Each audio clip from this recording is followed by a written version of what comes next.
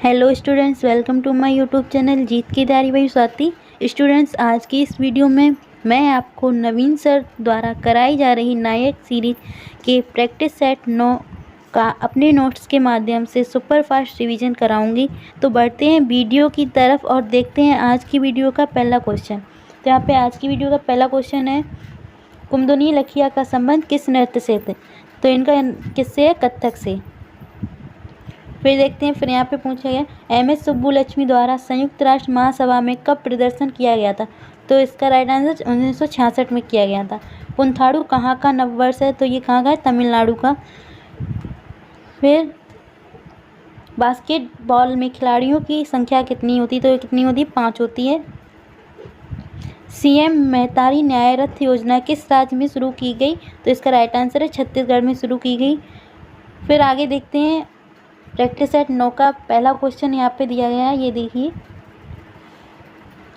यहाँ पे पूछा गया है कथकली शास्त्रीय नृत्य का प्रसिद्ध कलाकार कौन है? तो ये गोपीनाथ, ये कथकली के हैं जो प्रसिद्ध कलाकार हैं। फिर अन्य कलाकार कौन है? पद्मनाथ नायर, रमणकुट्टी नायर, कुमार नायर, कलामंडनम, केशवम, कविंगल, चतुन्नी, कनक रेले। ठीक है, ये इनके किसके कथकली शास्त्रीय नृत्य के कलाकार हैं। और प्रसिद्ध कलाकार कौन है? गोपीनाथ। फिर यहाँ पे नोट करके लिखिए, ये देखिए यहाँ पे दिया है कनक रेले का संबंध 2 नृत्यों से है। वो कौन सा है? एक मोहिनीअट्टम और दूसरा कथकली। ठीक है। फिर कथकली में प्रयुक्त भाषा कौन सी होती है? मणिप्रवलम। लोक नृत्य केरल। कथकली गीतों का पाठ अट्टा कथा। ओडिसी पंकज चरण दास। जहाँ से ओडिसी से संबंधित होंगे वहाँ पे चरण का लगा होगा, तो वहाँ पे आप देख लीजिए। कालीचरण पटनायक, दुर्गा चरण और एक कौन है? केलुचरण। ये किससे हैं? ओडिसी नृत्य से संबंधित हैं। फिर आगे देखिए, यहाँ पे क्या दिया? सुनंदा नायर, ये किससे संबंधित हैं? मोहिनीअट्टम से। राधा रेड्डी को कुचिपुड़ी के युगल कहा जाता है। ये क्वेश्चन आता है, कुचिपुड़ी के युगल किसे कहा जाता है? तो वो किसे कहा जाता है? राजा रेड्डी और राधा रेड्डी को। ठीक है।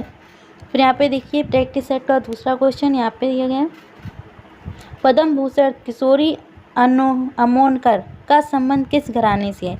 तो इनका संबंध किससे? जयपुर अतरौली घराने से। फिर संस्थापक कौन है? जयपुर अतरौली घराने के कौन है? अल्लादिया खान। फिर शैली क्या है? ख्याल शैली। संगीत ठुमरी टप्पा। अन्य प्रमुख नाम किसके हैं? ये अन्य प्रमुख नाम जो संबंधित हैं किससे? जयपुर अतरौली घराने से। केसर भाई केरकर, मल्लिकार्जुन मंसूर और अश्वनी देश पांडे। ठीक है, तो ये सब संबंधित। फिर यहाँ पे देखिए, ग्वालियर घराने से कौन है?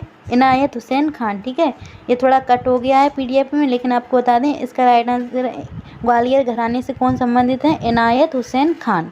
फिर किराना घराने से कौन है? भीमसेन जोशी।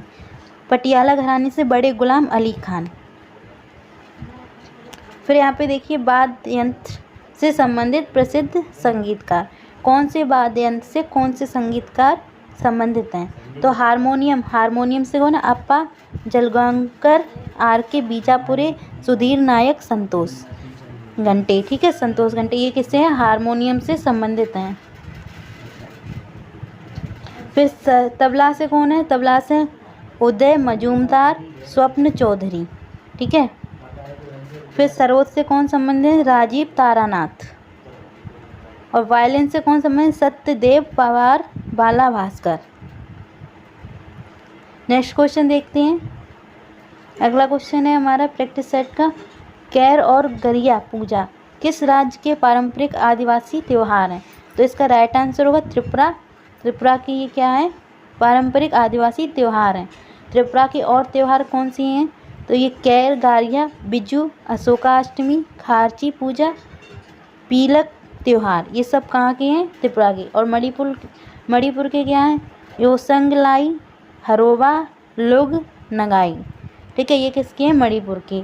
झारखंड के रोहिणी, सोहराय। ठीक। फिर यहाँ पे पूछा गया उड़ीसा। उड़ीसा क्या है? रज पर्व और नुआखाई, ये मोस्ट इम्पोर्टेंट है। रज पर्व और नुआखाई कहाँ की हैं? उड़ीसा की। आगे बढ़ते हैं वीडियो में, देखते हैं अगला क्वेश्चन। अगला क्वेश्चन है ये, 37वें राष्ट्रीय खेलों का आयोजन कहाँ हुआ? तो ये कहाँ हुआ? गोवा में। ठीक है, 37वें राष्ट्रीय खेलों का आयोजन गोवा में हुआ। स्टार्ट कब हुआ था? अक्टूबर 2023 को। उद्घाटन किसने किया? नरेंद्र मोदी ने।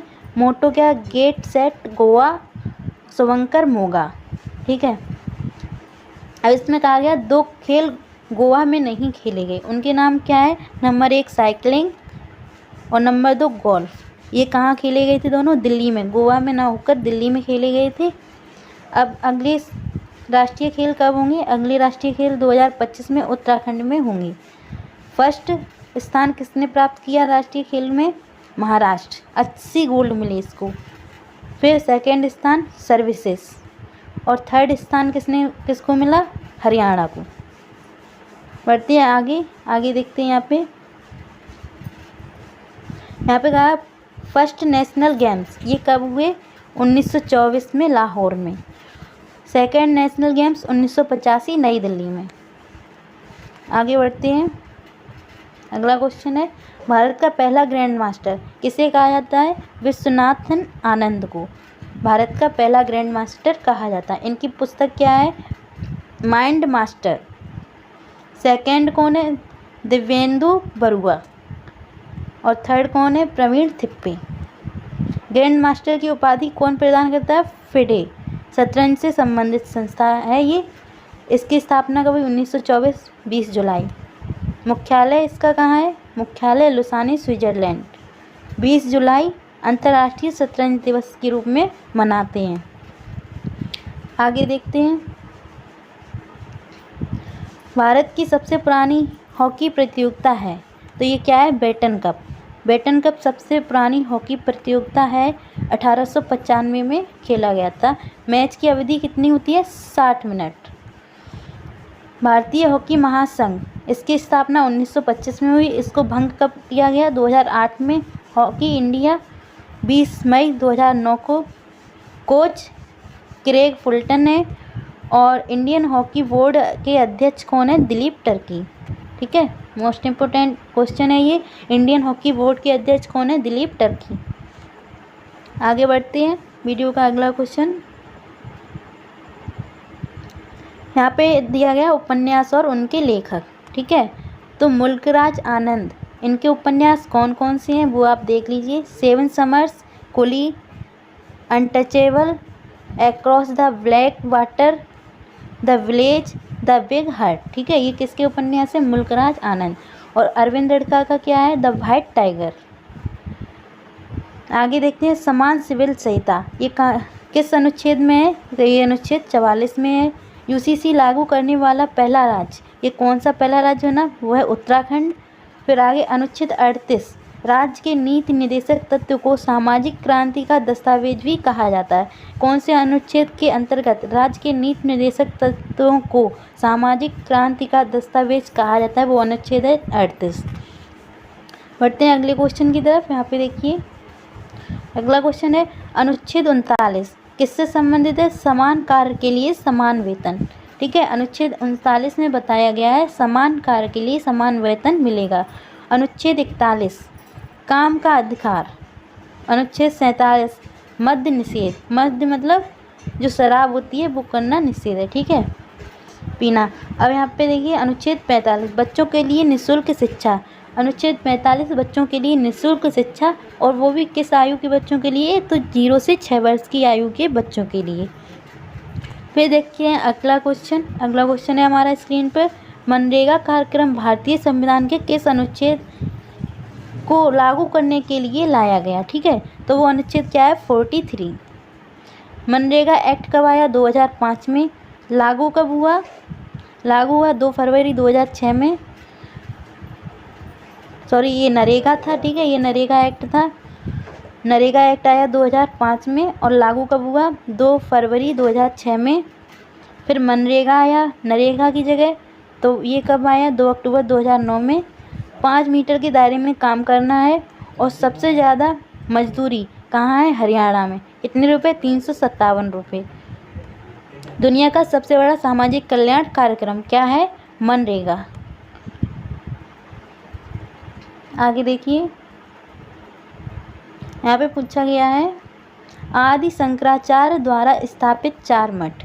आदि शंकराचार्य जी द्वारा स्थापित 4 मठ कौन कौन से हैं? नंबर 1 जोशी मठ, कहाँ है? बद्रीनाथ उत्तराखंड। शारदा पीठ मठ कहाँ पे? द्वारका गुजरात। द्वारका कहाँ पड़ता है? गुजरात में। नंबर 3 गोवर्धन मठ कहाँ पे? पुरी उड़ीसा। श्रृंगेरी मठ कहाँ? मैसूर कर्नाटक। ठीक है, फिर आगे देखते हैं क्वेश्चन।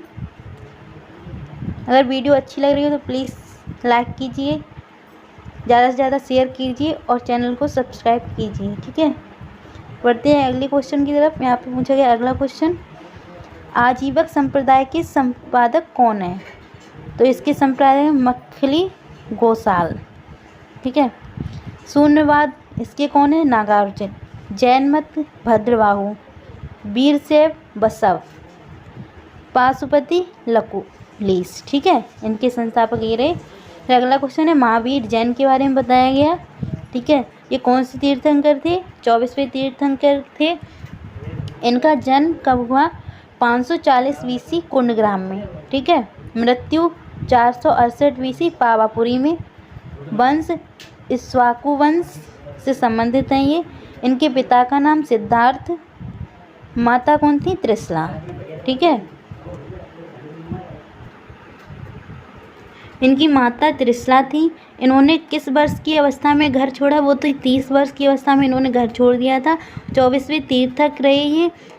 और 5 शिक्षा इन्होंने 5 शिक्षाएँ कौन कौन सी? सत्य, अहिंसा, अचौर मतलब अस्तेय, चोरी ना करना, अपरिग्रह और ब्रह्मचर्य। ठीक है, ये जो 4 शिक्षाएँ थी ये पार्श्वनाथ ने दी थी और ब्रह्मचर्य 5वीं शिक्षा महावीर स्वामी ने दी।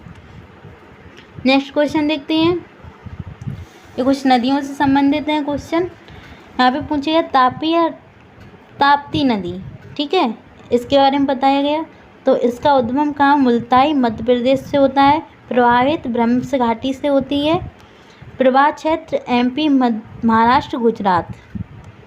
मध्य प्रदेश, महाराष्ट्र और गुजरात में बहती है। सहायक नदियाँ इसकी कौन कौन सी है? पूर्णा को सूर्यपुत्री बोलते हैं। मोना, अरुणावती, आनूर। ठीक है, ये इसकी क्या है? सहायक नदियाँ हैं। विपरीत बहाव पूर्व से पश्चिम। आपको पता होगा अपने भारत में सभी जो नदियाँ होती हैं वो पश्चिम से पूर्व की ओर बहती हैं, लेकिन 2 ऐसी नदियाँ हैं जो पूर्व से पश्चिम बहती हैं। ठीक है, तो वो 2 नदियाँ, एक तो ताप्ती है और दूसरी क्या है वो आप कमेंट में बताना। ठीक है, और इसका मिलन कहाँ होता है? अरब सागर में। और कौन सी नदियाँ जिनका मिलन अरब सागर में होता है? वो है सिंधु, नर्मदा, तापी, साबरमती, लूनी, माही। ठीक है, और स्टूडेंट्स आप बता देना मेरा नोट्स कैसा लगा। अगर अच्छा लगे तो प्लीज़ कमेंट में लाइक करना, कुछ लिखना। ठीक है, अब आगे है दामोदर नदी। दामोदर नदी का उद्गम कहाँ से होता है? छोटा नागपुर पठार से। ठीक है, इसे क्या बोलते हैं? बंगाल का शोक बोलते हैं। इसकी सहायक नदी क्या है? हुगली है। प्रवाह क्षेत्र पश्चिम बंगाल और झारखंड। कलकत्ता बंदरगाह इसी पर स्थित है। आपसे क्वेश्चन पूछा जाता है हुगली नदी किसकी सहायक नदी है? तो वो किसकी है? दामोदर नदी की।